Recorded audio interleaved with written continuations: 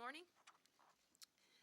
Today, Secretary Gates and I will head to Capitol Hill to discuss with the Congress the new strategy for Iraq. All Americans know that the stakes in Iraq are enormous, and we all share the belief that the situation is currently unacceptable. On this, we are united.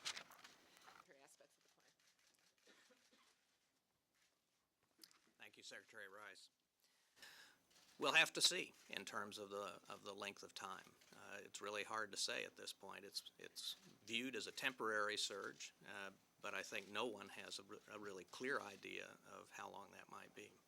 Mobilizing select Guard and Reserve units before this 5-year period is complete.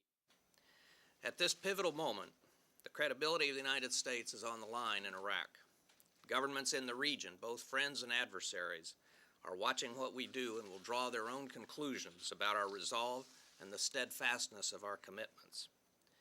Whatever one's views on how we got to this point in Iraq, there is widespread agreement that failure there would be a calamity that would haunt our nation in the future and in the region.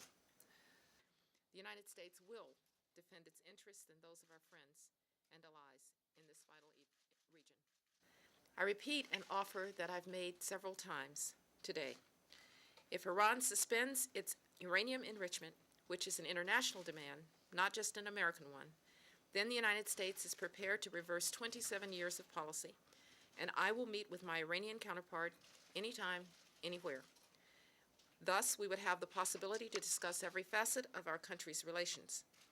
Until then, the international community must continue to hold the Iranian government accountable. Iran is the other.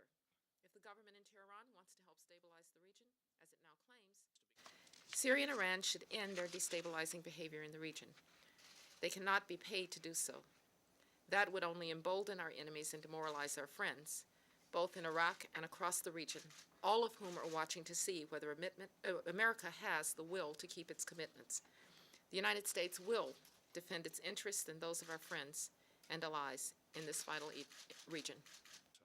But we must be mindful of the fact that our active forces is that in this offensive, the military will have the authority to go after all lawbreakers. There are no exceptions. I'm not going to hang specific targets on specific people, but all lawbreakers are susceptible to being detained in this or taken care of in this campaign. Taken care of in this campaign. Sir, why be vague on the future of Assad? Because he has a long history here in this conflict.